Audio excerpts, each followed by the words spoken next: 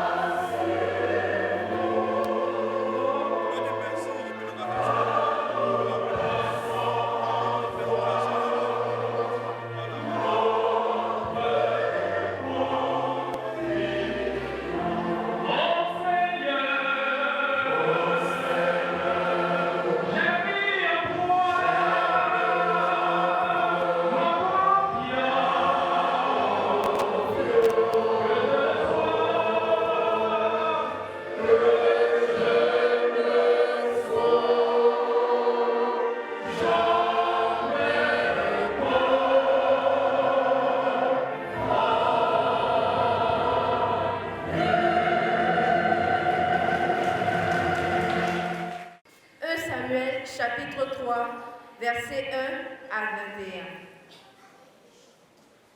Nous lisons. Le jeune Samuel était au service de l'Éternel devant Élie. La parole de Dieu n'était pas fréquente. En ce même temps, Élie, qui commençait à avoir les yeux troubles et ne pouvait plus voir, était couché à sa place. La lampe de Dieu n'était pas encore éteinte. Et Samuel était couché dans le temple de l'Éternel, où était l'arche de Dieu. Alors, l'Éternel appela Samuel. Il répondit, « Me voici !» Et il courut vers Élie et dit, « Me voici, car tu m'as appelé. » Élie répondit, « Je n'ai point appelé, retourne te coucher. » Et il alla se coucher. L'Éternel appela de nouveau Samuel.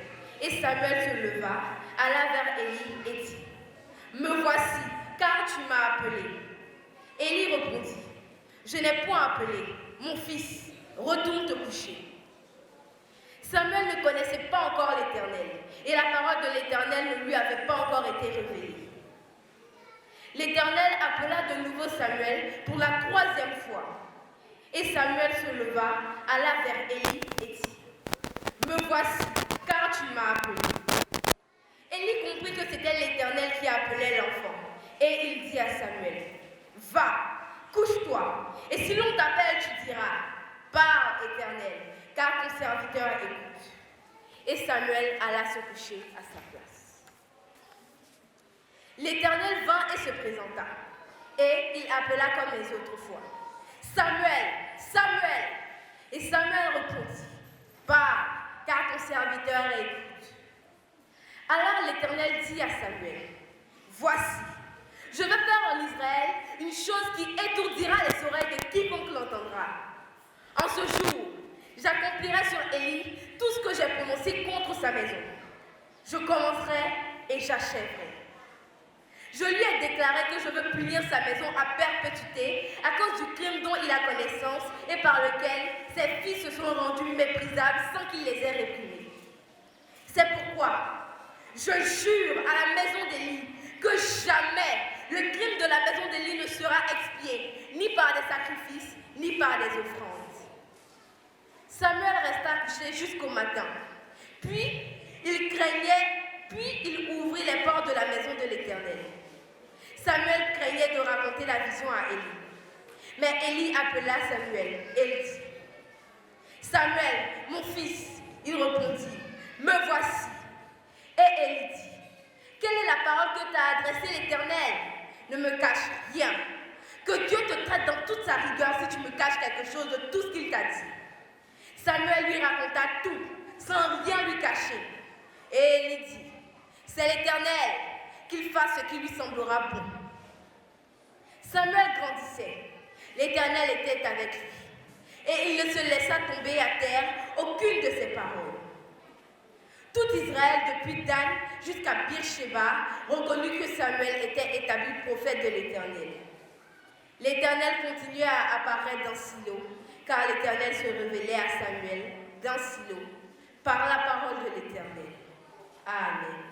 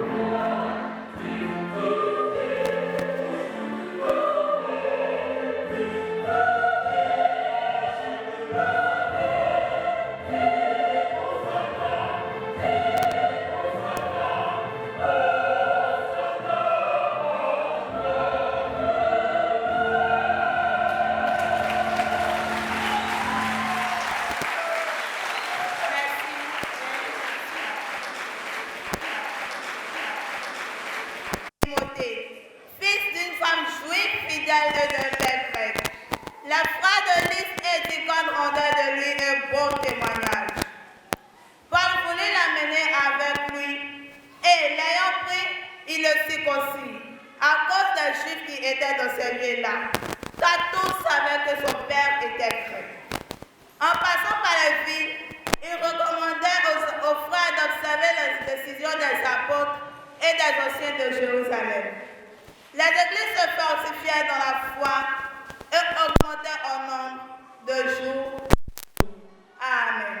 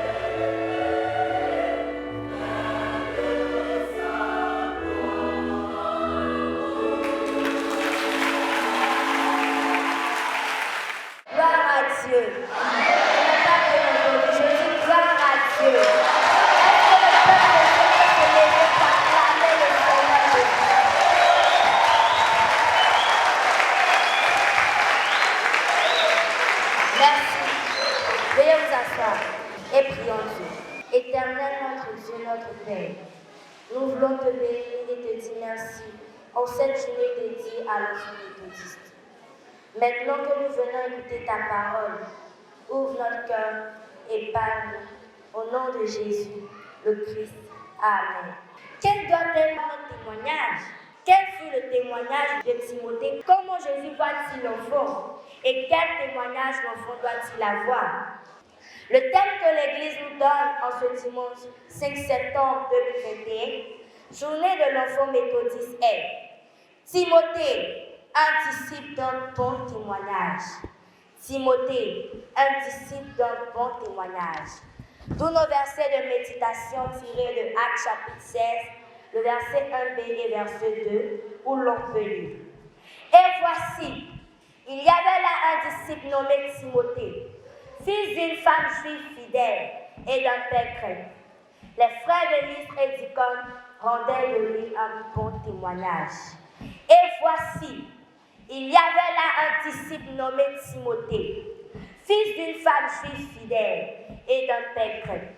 Les frères de Lystre et d'Icône rendaient de lui un bon témoignage. Bien-aimés, rappelons-nous qu'en cette année 2021, l'Église méthodiste unique Côte d'Ivoire prêche dans le livre des Actes. L'auteur de cet évangile est le médecin Luc, dont le nom signifie le lumineux, celui qui éclaire. Le livre des Actes, comme l'évangile selon Luc, a été écrit à la même personne, Théophile, qui signifie ami de Dieu. Luc est le seul auteur non juif ayant écrit un livre de la Bible. Il n'est pas un des 12 disciples, mais a accompagné l'apôtre Paul lors de ses voyages missionnaires. Nous nous situons dans la deuxième partie du livre des Actes, c'est-à-dire le ministère ou le travail de Paul. Ici, nous sommes précisément dans le deuxième voyage missionnaire de Paul. Au fait, l'apôtre Paul se sépare de Barnabas avec qui il a effectué son premier voyage. Avec Silas, son nouveau compagnon, Paul entame son deuxième voyage missionnaire. Cela environ 3 ans après le premier voyage. Ces deux compagnons passent par plusieurs villes. Arrivé à Lystre, l'apôtre Paul est marqué par Timothée, un disciple dont le témoignage est impressionnant et irréprochable. D'où notre thème, Timothée, un disciple d'un bon témoignage. Justement, Et voici, il y avait là un disciple nommé Timothée, fils d'une femme juive fidèle et d'un père grec. Les frères de Lystre et d'Icône rendaient de lui un bon témoignage. Actes 16, versets 1b et 2. Frères et sœurs, pour bien comprendre le thème de ce matin, Timothée, un disciple d'un bon témoignage, permettez-nous de définir les mots qui s'y trouvent. Timothée signifie celui qui honore Dieu, celui qui adore Dieu. Disciple, c'est une personne qui reçoit l'enseignement, la doctrine d'un maître. C'est un partisan, un adepte, l'élève d'un maître. Ici, c'est un serviteur de Jésus-Christ. Bon, c'est le contraire de ce qui est mauvais. C'est ce qui est accepté de tous. Témoignage, c'est l'action de témoigner, c'est-à-dire déclarer ce qui a été vu ou entendu sur un fait ou sur quelqu'un. Donc, parler de Timothée, un disciple d'un bon témoignage, c'est parler simplement de la bonne manière de faire de Timothée, de son bon comportement. Au fond, du bon élève qu'a été Timothée pour Jésus, surtout comment cela a été vu et entendu partout. Notons que le texte de Actes chapitre 16, versets 1 à 5, nous présente 3 grandes idées. Première idée, Timothée devient disciple de Jésus. Verset 1. Paul et Silas, lors de son deuxième voyage missionnaire par voie terrestre, et empruntent la route romaine à travers la Syrie et la Cilicie. Ils continuent en direction de Derbe, Lystre et Iconium. Là, ils rencontrent un disciple appelé Timothée. La mère de Timothée s'appelle Eunice. Elle est juive, tandis que sa grand-mère Loïs est grecque et son père un grec païen. Deuxième idée, Timothée a un bon témoignage. Versets 2 et 3. Timothée a donné sa vie à Christ il n'y a pas longtemps. Même en étant jeune, Timothée a accepté de marcher pour plaire à Dieu. Et tout le monde voit qu'il a un bon comportement. Les frères de Lystre et d'Icône rendaient de lui un bon témoignage. Actes 16, verset 2. Cependant, Paul lui demande de se faire circoncis pour ne pas être mal vu aux yeux des croyants juifs. Effectivement, cela a été demandé par l'Assemblée de Jérusalem, dirigée par Jacques, frère de Jésus. Troisième idée, Paul parle et les églises grandissent. Versets 4 et 5. Peuple de Dieu, ce qui a été arrêté lors de l'Assemblée à Jérusalem est transmis par Paul, Silas et Timothée. Cela doit être respecté. En plus, les églises se fortifiaient dans la foi et augmentaient en nombre de jour en jour. Actes 16, verset 5. Oui, le bon témoignage de Timothée a changé des cœurs. Oui, Timothée, un disciple d'un bon témoignage. Comme Timothée, les petits-enfants sont aussi des disciples de Jésus. Ils peuvent avoir un bon témoignage et même être des modèles. C'est comme cela que Jésus voit le petit enfant. Mais nous, comment considérons-nous l'enfant? Que faisons-nous? À vous, parents, sachant que nos enfants sont importants aux yeux de Dieu. La conférence méthodiste unie, méthodiste Saint-Jean-Pierre, a donné une journée particulière aux enfants. Dieu vous donne des enfants pour que vous manifestiez de l'amour pour eux. Vous devez prendre soin d'eux, de leur éducation, de leurs études, de leur nourriture, de leur habillement, de leur santé, de leur sécurité, etc. Les parents doivent être responsables de leurs enfants et avoir une vie de témoignage. Je vous le dis en vérité, si vous ne convertissez et si vous ne devenez comme les petits-enfants, vous n'entrerez pas dans le royaume des cieux. C'est pourquoi quiconque se rendra humble comme ce petit enfant sera le plus grand dans le royaume des cieux. Matthieu 18, verset 2 et 3. Ils doivent leur montrer le vrai chemin à suivre dans la prière, dans le culte familial, en les laissant aller à l'école du dimanche avec un stylo, un cahier, une Bible et une offrande. Ils doivent faire l'effort pour leur sortie, leur tenue de l'école du dimanche. C'est ce qu'ont fait les parents de Timothée. Ces derniers ont amené Timothée à Christ. Ne faisons point de mal aux enfants à travers nos mauvais comportements. Gardez-vous de mépriser un seul de ces petits. Car je vous dis que les anges dans les cieux voient continuellement la face de mon Père qui est dans les cieux. Matthieu 18, le verset 10. Papa et maman doivent s'entendre, aimer Dieu aimer les enfants, les bénir, être des modèles pour eux, être de bons conseillers et non les scandaliser, mépriser, négliger ou les éloigner de Dieu. Attention, si quelqu'un scandalisait un de ces petits qui croit en moi, il faudra pour lui qu'on suspende à son cou une meule de monnaie et qu'on le jette au fond de la mer. Matthieu 18, le verset 6. Pourtant, il y a encore des enfants qui n'ont jamais goûté à la joie d'une colonie biblique, même d'une école du dimanche. Dommage. L'école du dimanche n'est pas seulement l'affaire des moniteurs ou monitrices seuls, ou du conseil de l'église locale seul. N'est-ce pas que Samuel grandissait, l'Éternel travaillait avec lui, et tout Israël reconnaît et témoignait qu'il était établi comme prophète. L'école du dimanche est aussi l'église de demain. Nous devons l'aimer, l'aider et consacrer nos enfants à Jésus. Et non les envoyer chez les marabouts, les féticheurs, les charlatans. Non, vous adultes, soyez des modèles pour les enfants. Et quiconque reçoit en mon nom un petit comme celui-ci, me reçoit moi-même. Dit Matthieu 18, le verset 5. Les gens parlaient du bon témoignage de Timothée.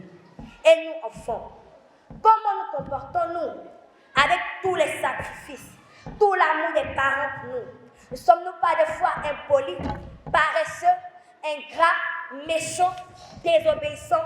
Au lieu de critiquer nos parents, nous devons les aimer, les honorer pour tous les sacrifices qu'ils font pour nous. Nourriture, vêtements, études, colonies, etc. Voici le bon témoignage. Partout et en tout, les enfants doivent suivre les conseils des grands frères et de tous les parents. Nous ne devons pas faire l'église missionnaire, c'est-à-dire en venant à l'école aujourd'hui et en restant à la maison le dimanche. Nous devons être comme Samuel, un disciple obéissant au service d'Élie devant l'Éternel. N'a-t-il pas répondu à l'Éternel qu'il a appelé à 3 reprises? L'Éternel vint et se présenta et il appela comme les autres fois. Samuel, Samuel, et Samuel répondit, pars, car ton serviteur écoute. Et Samuel 3, le verset 10. En gros, bien-aimé, Dieu nous aime tous. Et pour lui, l'enfant a une place importante dans l'œuvre. L'enfant doit avoir lui aussi un bon témoignage comme Timothée. Aidons-le à être le disciple que Jésus désire. Oui, et voici, il y avait là un disciple nommé Timothée, fils d'une femme juive fidèle et d'un père grec. Les frères de Lys et d'Icône rendaient de lui un bon témoignage. Actes 16, versets 1b et 2. Que Dieu nous bénisse. Soli Deo Gloria. Amen.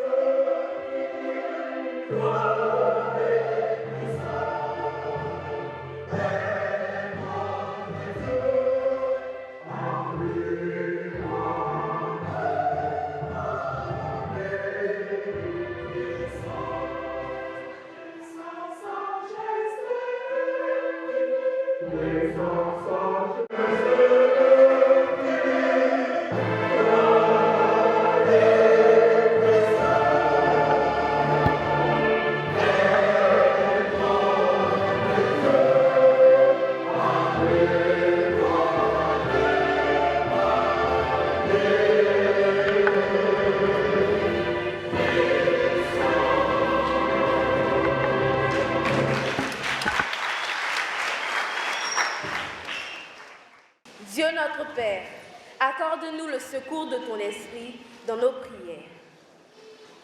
Nous prions avec Badi Grâce pour l'Église méthodiste unie, pour notre bishop, nos surintendants et tous nos pasteurs ainsi que tous les parents laïcs à tous les niveaux de responsabilité, afin que Dieu les dirige. Que le Dieu nous prie. À toi, Père, tu prends partie de Jésus de Nazareth. Nous te bénissons la vie de toutes les autorités méthodistes. Nous te les confions en toutes les mains. Sois avec eux, dirige-les, donne la force de Samson et les millions de Salomon. Amen. Nous prions avec Agbassa Israël pour la paix en Côte d'Ivoire. Adonai, nous rendons grâce, je dis merci. Merci pour cette activité que je tiens en ce moment. Merci pour la paix en Côte d'Ivoire. Grâce à ta paix, nous avons eu à célébrer cette journée. Merci parce que oui, c'est toi qui établis le gouvernement. C'est toi qui établis les autorités. Merci parce que comme Samuel, comme Salomon le roi, à qui tu as demandé quelque chose avant de gouverner, tu as donné la sagesse. Merci parce que tu donnes la sagesse à nos autorités politiques, nos autorités coutumières. Merci parce que nous avons été reçus dans ce village. Les autorités nous ont bien accueillis, nous ont logés, nous ont donné de quoi nourrir et tout. Seigneur, bénis-les, donne la sagesse, donne la crainte, afin de gouverner le peuple selon ce que tu veux. Amen. Je lève d'abord ce jour pour le prier pour toutes ces personnes atteintes de maladie, enfants comme adultes. Seigneur Jésus, tu as guéri beaucoup de personnes dans la vie. Tu as même ressuscité des morts. Nous croyons tous que tu pourras accorder la guérison à toutes les personnes qui sont touchées sur les frigorités. Soutiens les Seigneur Jésus et guéris-les. Au nom de Jésus, je le prie. Amen. Éternel Dieu, merci pour ton amour, merci pour ta grâce. Je te recommande les différents conseils des églises méthodistes et les structures. Éternel Dieu, je te prie que ta main de Dieu encore de courage, la force, avec une continue pour eux, et bénis-les à jamais, bénis-les à condamner, éternel Dieu. Que ton nom soit béni, que ton nom soit élevé. Merci pour tout ce que tu fais pour protéger de Jésus. Amen. Nous prions avec Adjayi Espérance pour toutes les écoles du dimanche, afin que le Seigneur bénisse tous les moniteurs et les enfants dans leur engagement pour lui et qu'il convertisse tout enfant du monde entier à lui. Seigneur Jésus, je veux te prier pour les écoles du dimanche. Tu as dit que laisser venir à toi tous les enfants, toutes les confions, car donne la sagesse et l'intelligence afin d'obéir à leurs parents. Soutiens-leur l'encadreur et le moniteur, au nom de Jésus, je le prie. Amen. Nous prions Père d'ouvrir le corps des influenceurs dans les parents qui cette année pour scolariser. Je prie que les moyens financiers que tu mettras au carreau au travers de ces parents soient éternels de les portes de bénédiction et que tous les enfants de cette église de précisément de l'Église viennent par la soient tous admis à leurs amis au nom puissant de Jésus. Déclare toi l'éternel sur le Père et tu procèdes une puissance de bénédiction qui va couler abondamment de la même manière que le Père. La bénédiction de la parole va toujours continuer à nous bénir. Je déclare que toi que le Père tu prends le nom de Jésus. Tu vas prendre le nom de Jésus. Amen. À présent, résumons toutes nos requêtes par la prière que le Seigneur lui-même nous a enseignée en disant: Notre Père qui es aux cieux, que ton nom soit sanctifié.